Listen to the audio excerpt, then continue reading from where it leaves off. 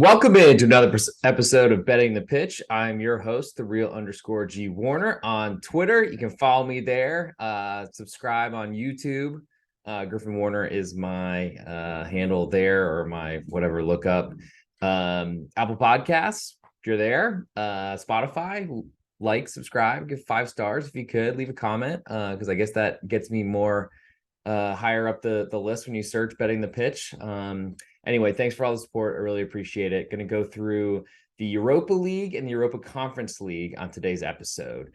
It is a little bit beyond my purview on some of these matches, so I'm going to go through them as quickly as possible if they're not a team I can name more than one player on. So I'm not even sure what country they're in, but trying to hone in on what we got to look at for Thursday, jam-packed day, lots of matches, and going through some of the permutations of who might move along. All lines quoted on this podcast are courtesy of betonline.ag, my favorite place to get my bets down early. Reduced juice is offered on almost every game you want to bet right up until game time. Please follow the link found in the podcast description to fund your account, and use the promo code GW50, like the real G Warner, my initials, GW50. You receive a 50% match bonus and up to $1,000. So get on in there, go get some money, and hopefully we can win some on Thursday. So let's start with the Europa League. We'll go through the Europa Conference League last, because that's definitely where I struggle to know what country a lot of these teams are in. These matches are starting at 12:45 Central Time here in Dallas, Texas on Thursday. And I'm not Luigi today, but I still have a mustache. We'll see how long that sticks. If you guys love it, maybe I keep it around. I don't know. So we'll start with Real Sociedad hosting Manchester United. And as I scroll on my other laptop to see the standings, very, very lopsided group. Currently, Sociedad a quarter goal underdog at home. They did win at Manchester United. I thought it was pretty fortunate based on a penalties situation, and probably a penalty that was not given for Manchester United. Then Real Sociedad got a goal and then held on for dear life. Sociedad have won all their matches in this competition, are a perfect 5-0. Manchester United 4-0-1, that lone loss to Real Sociedad. So a multiple goal win, I think, could win this group for Manchester United, which is a big deal, because that would, I think, save them a playoff with a Champions League third place team, and that's a big deal. And the current number, I mean, Sociedad getting that quarter at home. They've been playing really well, I got to say. They had a setback this weekend against Real Betis at home. Crowd is always nuts there. My first European soccer match ever was actually in the Real Arena, and they went nuts on the referees. And I feel like they do that every match that I go to. Probably a really good introduction. I'm not sure I'll ever hear the same again from all those shrill whistles, but it is what it is. Aurora, they're a really good side that built up their team quite a bit in the offseason, the transfer window, even late this transfer window, because the season started before it was even close to ending. But they've been dealing with a bunch of injuries. They most recently have been starting Sorloth and Carlos Fernandez together, both really good strikers, but haven't played together at all, and that's a concern. Manchester United, on the other hand, are on an uptick. They're playing a lot better. Erik ten Hag, is the more and more time he's had with those players, it shows the difference between him and a manager like Ralf Rangnick. I don't know that I'm convinced that Manchester United are anywhere near what people expected them to be, though nobody was really tipping them to win the Premier League this season or anything like that. But this is a perfect competition for them, as insulting as that is probably for Manchester United fans around the globe. But I do lean to the home dog, Sociedad, getting that quarter at home. They are a draw will win them the group. I feel like they're going to be set in a position where they're going to want the ball, but probably will defer to Manchester United even at home, knowing that a draw will get them a win of the group and get them a bye, which I think is especially important. Manchester United, they want to play on a counterattack, so they might even be a battle of two teams trying to let the other have the ball. I think Manchester United for years and years have been so good on the counter, but I'm not sure that Erik ten Hag really wants to play that way. Over under is 2.5 right now. I don't know that I see a ton of goals in this matchup, though both have plenty of offensive players that can do something. Sociedad's defense, when they play the better teams, does seem to be a concern for me. I'm curious to see what Manchester United put out there for a lineup. I don't think that Ronaldo will be starting, but then again, nothing would surprise me at this point. But lean to the home dog, Sociedad getting that quarter. Next, we have Sheriff Tiraspol hosting Omonia Nicosia. Sheriff a half a goal favorite, and I don't think there's anything to play for because if you finish in third in this competition, you're out. So I'm going to move along. Next, we'll go Feyenoord hosting Lazio. Currently, Feyenoord a quarter goal favorite at home. And this is a pretty tight group, Group F in the Europa League. Lazio are leading on 8, then Sturm Graz from Austria on 8, Feyenoord, Holland on 5, Midtjylland, I believe, from Denmark on 5. So everyone can get I mean, Sturm Graz sitting at second place on 8 points with a -4 goal differential is crazy, but Lazio on -1 leading the whole group. Also weird that the two teams with only 5 points are +3 in Feyenoord's case and +2. Lazio have been awesome this season in Serie A. Their defense has been incredibly good, which I don't think anyone expected. They've never really had a good defense. They've been missing Ciro Immobile, unfortunately. I don't think he's coming back until after the World Cup. So that does limit their offense a little bit. Sergey Milinkovic-Savic should definitely be playing full 90 minutes in this one because he got a yellow card and suspended for this weekend against Roma. Also a little bit concerned there might be a slight look ahead. Plus, Feyenoord have to go in and win this game, take all 3 points in order to even have a chance at progressing. I think that a Dutch team is probably interested in doing that, though they're going to have to be on the front foot and trying to go for it. And that's going to be a really great thing for a really hot goal scorer right now. And Zaccagni, and also Pedro. They've got a lot of pace in that Lazio front winger position, essentially on either side of Ciro. I don't really know exactly what Sarri's going to do with that position because I don't think Immobile is playing. Correct me if I'm wrong, somebody. But I do like the idea that Lazio can sit back, use the defenses and playing really well and try to counterattack. I'm trying a little bit more this year to be a little bit less interested in backing the big name teams from the big clubs and the big leagues against smaller name teams, especially as underdogs on the road. But I feel like that sets up really well for Lazio. And so that's why I'm very interested. Midtjylland hosts Sturm Graz in the other matchup. Midtjylland a half a goal favorite. And if they can get 3 points, it's probably huge for goal differential and the tiebreakers and such. So that's a big deal. Sturm Graz have been getting a lot of respect, I thought, this year or in this competition so far after really being a disaster last season. I don't know that I like seeing them a -4 goal differential, but second in the group right now, worst goal differential by far. So that's probably one I want to stay away from. Next, we go Olympiacos hosting Nantes.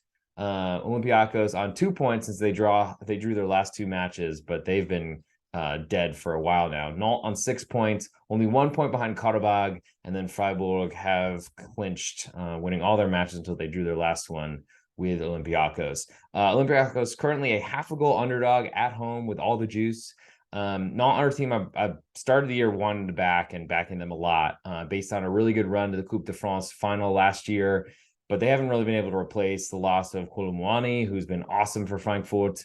Ludovic Blas also trying to leave in the summer. I feel like that's kind of thrown off his season quite a bit. I don't really like them as a road favorite, but I have big questions on what Olympiacos cares about this matchup. Even if they win, they can't advance. They can't even get above the bottom in this group. I would expect them to be focused more on their Greek season or the season in Greece than anything that's going on here. So that's unfortunate. I feel like I'd like to fade Nantes, especially because they need a win here. They're on -7 goal differential, both these clubs actually. I just don't know what to expect Olympiacos to care about in this one. Karabag then hosting Freiburg, currently Karabag a half a goal favorite.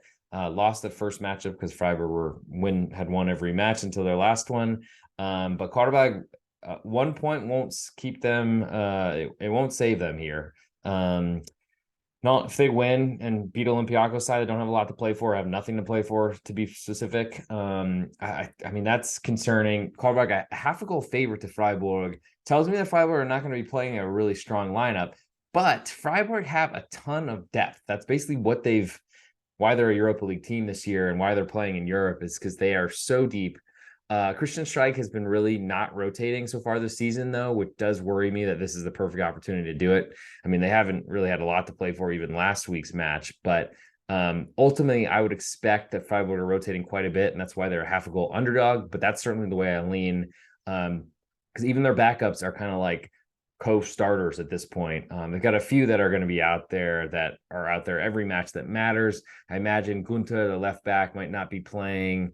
We'll see about rotation at center back, and then the wing positions, they kind of rotate all the time. I imagine it's a perfect situation for Vincenzo Grifo to have a bench spot here. Probably should be wearing my jersey right now. It's only like one I own, but don't have it on, and we're recording live, so it is what it is. Next go Monaco, hosting Crvena Zvezda or Red Star Belgrade.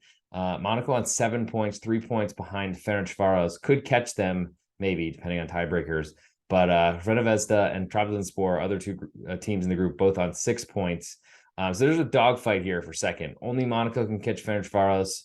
A draw would keep Monaco ahead of Crvena Zvezda, but ultimately Trabzonspor could pass them. Monaco, a 3/4 goal favorite with all the juice, likely climbing to 1. And they probably are going for this one.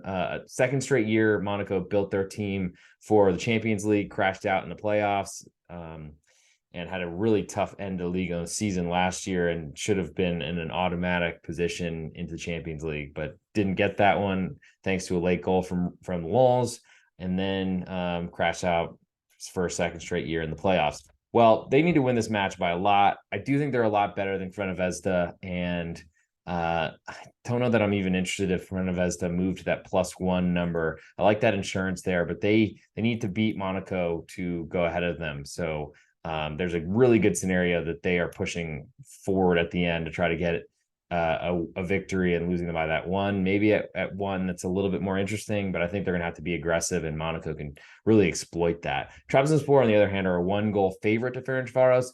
Ferencvaros, I feel like, never get any respect from the marketplace, and I mean, they're 3-1-1 in this competition on 10 points. Did a really good job of I think qualifying for Champions League last season. In the playoffs when they weren't getting a lot of respect. I mean, I'm interested in them, especially with that full goal of insurance.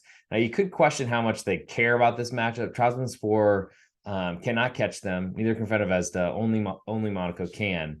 But I feel like that puts them in a pretty good position to play defensively, be conservative, and try to go win this match to then ultimately take the group. I think we can see, based on their starting lineup, how much they care about this one, and I think they should, because Monaco could potentially catch them unless there's a guaranteed tiebreaker I'm missing. But ultimately, let's see. I mean, Ferencvaros probably beat Monaco earlier in the year, but then again, I'm not even sure that happened.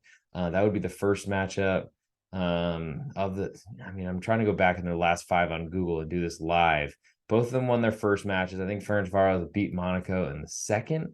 But that doesn't really make any sense. I don't know, but I'll look deeper after that. I do like Ferencvaros getting that full goal in the church from Trabzonspor. The Turkish clubs haven't really gotten a lot of respect. I think they've outperformed the market expectations coming into these competitions. But I don't really like them to give a full goal, even at home, where it should be a really tough atmosphere for the road team. Arsenal then hosts Zurich. Currently, Arsenal a 2.25 goal favorite. And because they lost to PSV last week, they could be caught by PSV. They're both, PSV and Arsenal are moving through, but ultimately finishing that first place so you can avoid that playoff round is very important. Zurich were a shock winner of the Swiss Super League, and then ultimately their manager left for TSG Hoffenheim. And I don't know that they can really get in the way of Arsenal too much here, especially an Arsenal team that want to win and might be playing actually their good players. Bodo Glimt then hosts PSV Eindhoven. Bodo Glimt, a 1/4 goal underdog at home. All the juice on Eindhoven might climb to a half. But I don't really know that I want to get involved with Bodo Glimt. I thought I liked them in the Champions League qualification that they crashed out of in a match with Dinamo Zagreb of Croatia at home. They beat me one time earlier this season, but PSV are better and they have something to play for. So I don't know if I want to get in the way of that. Next, we have Dinamo Kiev hosting Fenerbahce. Fenerbahce leading Group B right now on the tiebreaker with Rennes goal differential wise. Came back from, I think, at least a 2-0 deficit to draw Rennes in the last matchup. Dinamo Kiev only on 1 point, got that in their last match. Fenerbahce currently a 1/2 goal favorite on the road. I just don't think that Dinamo Kiev playing in Poland really, or likely Poland, so maybe some other country, is worth it there. Line seems a little short based on performance so far. Rennes, on the other hand, are hosting AEK Larnaca, I believe, from Cyprus, ran a 2-goal favorite. They're starting to play really well. I backed them to finish in a European position in the French league this season, which is a top 5 place. They're sitting, I think, third right now, maybe second even. Have been playing really well, have been winning a ton, not doing as well in this competition, but are ultimately unbeaten. And they have something to play for to go win this group to get that bye. And I imagine they will smash Sarnacha, especially at home. Roma then hosts Ludogorets, and this is actually one that matters quite a bit. Both these teams on 7 points. Ludogorets they're ahead of them on, I guess they have a worse goal differential right now, so they must be ahead on tiebreaker, I think, from winning that first match of the campaign or of this Europa League. Currently, Roma, 1.5 goal favorite. So that's not giving a lot of respect to Ludogorets, who I think are from a nation I can't even tell you. And there's not a lot of respect for them in general, but Roma have all the pressure here. Crashing out of the Europa League in the group stage would be pretty embarrassing. Seems to happen to those big clubs that they really get embarrassed more than anybody else. Though to me, that'd be better for their Serie A campaign. Regardless, it's a 1.5 number right now for Roma to cover. The spread is 3. I think I'd like Ludogorets plus 1.5, but also that under 3 goals. So it's pretty juiced as we speak. Wish I knew a little bit more about Ludogorets, but I don't at the moment. Real Betis then hosts HJK Helsinki. Betis a 1.75 goal favorite with nothing to play for. I think it's based on Helsinki being terrible. Last but not least, as we close up the Europa League, Sporting Braga, a 1.5 goal favorite to Malmo.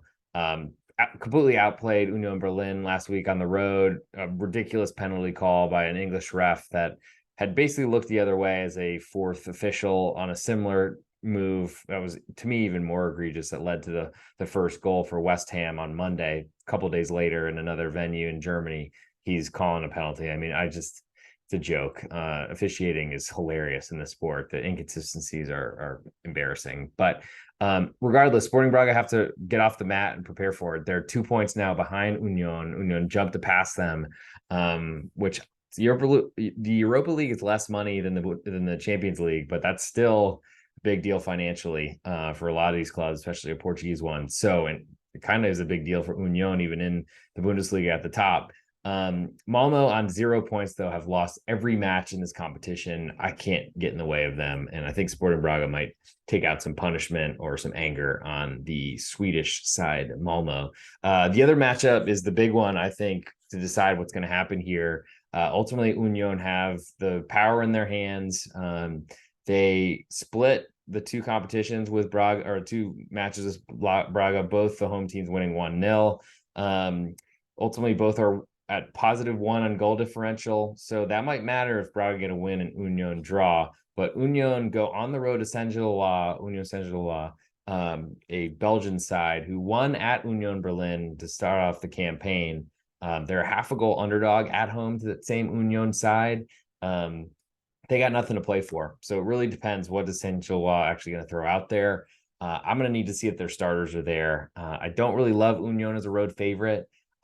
Recent losses to Bochum on the road, the worst team in the Bundesliga, was a big concern. So might not be the bottom right now because Schalke are trying to be the worst. But ultimately, I need to see and feel comfortable with who Saint-Gilloise are playing. They're a little bit beyond my purview of teams that I know a lot about. So we'll see what comes from that one.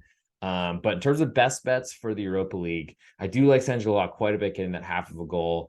I like Ludogorets getting 1.5 plus that under 3.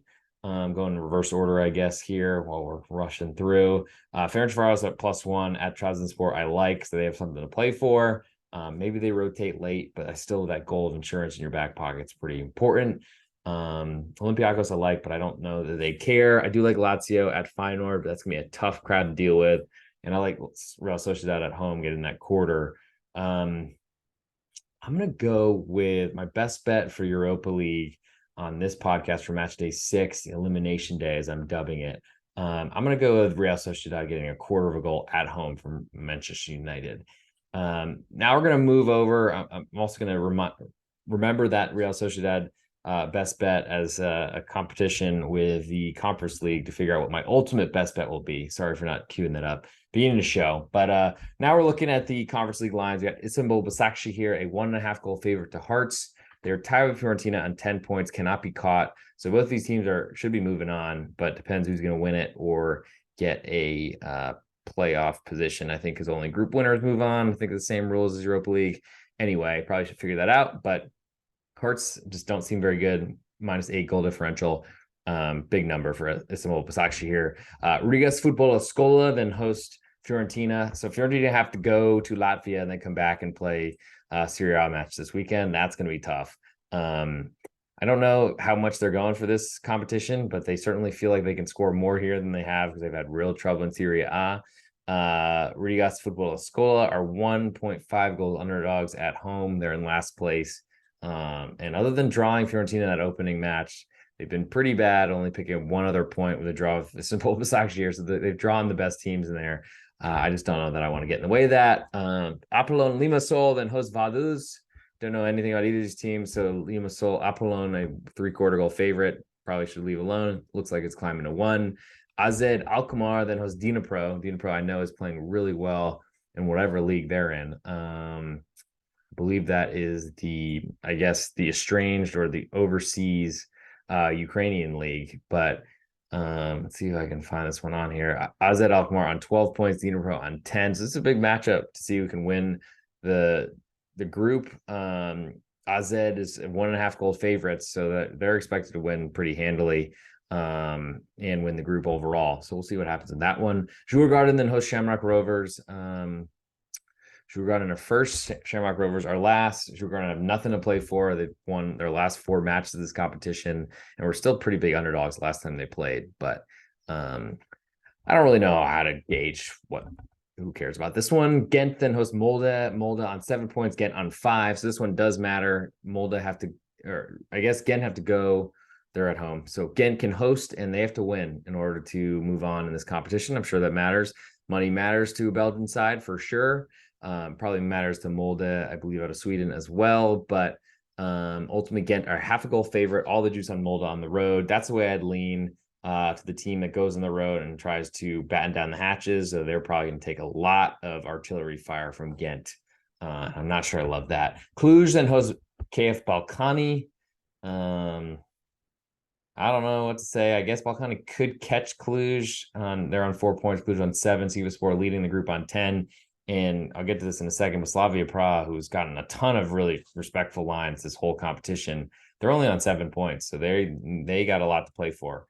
Cluj could catch Sivasspor as well. I mean, I guess everything's to play for here. Cluj, a 1.25 goal favorite to Balkani. They got to feel pretty good about their chances to move along because they get 10 points. They're in good shape.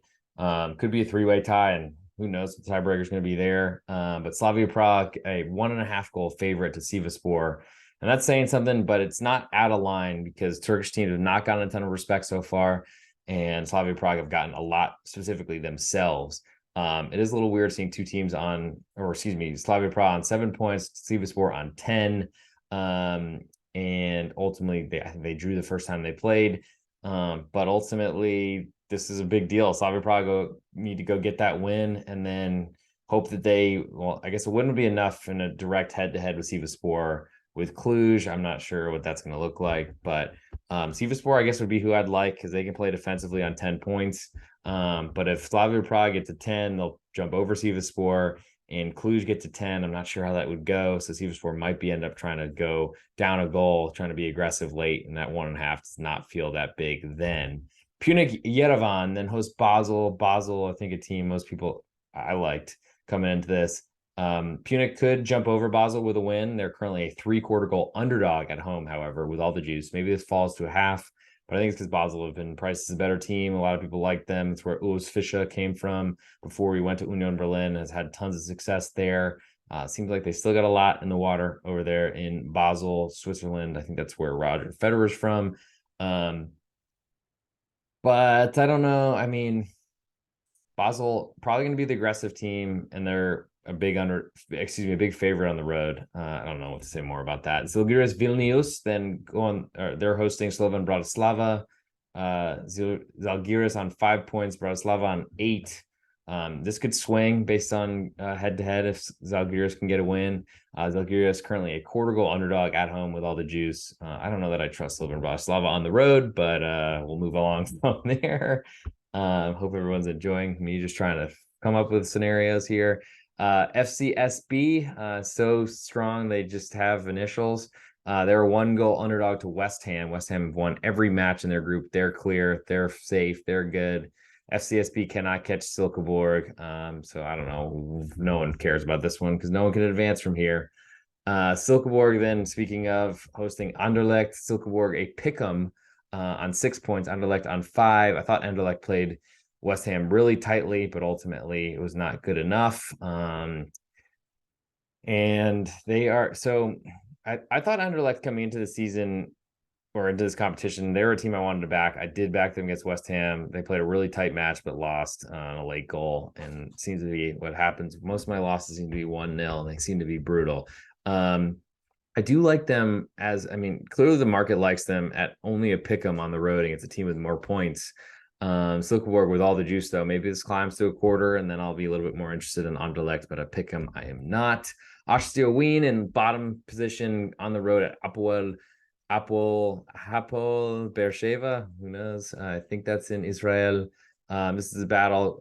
Beersheva could climb over Lech Poznan on 6 points. They're on 4 themselves with a win here. And Lech do have to play Villarreal, top of the group, have won almost every match. I don't know. Beersheva currently a 3/4 goal favorite right now with most of the juice. They're going to probably win this match. So I don't know that I want to get in the way with the bottom side team that doesn't have anything to play for, except for pride. Lech Poznan then hosts Villarreal. Lech Poznan a 1/4 goal underdog at home with all the juice. Villarreal have looked really bad. I wonder if that's why Unai Emery left. I'm sure it was the money that was talking, but probably some other reasons as well. Villarreal have nothing to play for, can't be caught. So they're going to play some backups here.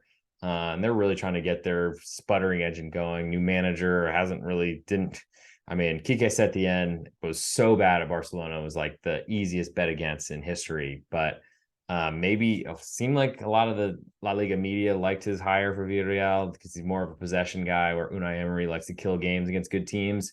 But Unai Emery wasn't killing games against any good teams in the La Liga lately after a really good start to the year, too. And I'm not going to blame this competition either because they have been playing scrubs and winning all these matches, which I guess makes me not want to play Lech Poznan, even though they have something to play for here. So that'd be the way I lean. Köln then hosting Nice, and this is a big one because there's a lot to play for in this group. Only team eliminated is Slovácko, who've on 4 points, but Nice, Partizan both at 8, Köln on 7. And Köln had a crazy week, got a big draw despite closing an underdog at home to TSG Hoffenheim. They got a draw, but there's a lot in this one because they had to go to Slovácko, I believe in the Czech Republic. Their match got suspended, postponed due to fog, and then had to, instead of playing Thursday, had to play it Friday noon, and then had a night game on Sunday at home. Crazy. But Köln currently a 1/2 goal favorite to Nice. Nice with all the juice. Nice in better position. Nice had a good result in Liga this weekend. Big win on the road at Lorient, but ultimately that's a team that wasn't expected to do a lot. They've been sitting really high in the table, so credit them for that. But Nice did not get off to a great start. Lucien Favre doesn't seem like a very good manager. Seems to be very aggressive offensively, and that'll help. But the matchup and how this match will go, both are off similar timelines, I guess, on Sunday, but Köln, I would imagine the legs are a little bit heavier. And I think they got Florian Dietz, the backup striker, hurt. So it's probably going to be at the Stefan Tigges show, who had recently come over from Borussia Dortmund to Köln. And currently Köln, they're going to go down the flanks and try to cross balls into their tall strikers in the middle. Nice have Dont, who's a good Brazilian but older center back. I don't feel like that's a big concern because it's not about pace that's going to mess with him. It's really unless the wingers are getting inside, but that would be a big problem for Nice if that's the case. Todibo as well, I think, is still there and healthy, so that's important for Nice to handle a little bit more on the wings, but ultimately that'll be up to the fullbacks in that 4-man backline system. I think Nice can go into Köln and get a draw. I'm still have not been afraid of the Köln offense ever since Antonio Modeste was signed away by Borussia Dortmund. There is all the push that, I mean, Cologne, if they draw here, Nice finish ahead of them. So that's big for Nice. So Cologne have to be on the front foot, aggressive, going the whole way. That's not going to change their strategy. That's kind of what they do. But I do like Nice getting a half because a draw, they're going to set up and try to counterattack. I like that better for a team that might be a little bit distracted and want to play offensively.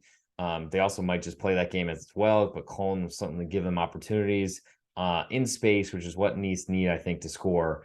So I do like Nice quite a bit, getting that half of a goal. They drew the first time they played, so that means something to me. Certainly, there's some risk that Cologne are going to go for it, but some tired legs. I mean, the big crowd will help, big songs, all that sort of stuff, but doesn't really put the ball in the net. So I like Nice getting that half. And last but not least, Partizan hosting Slovakia.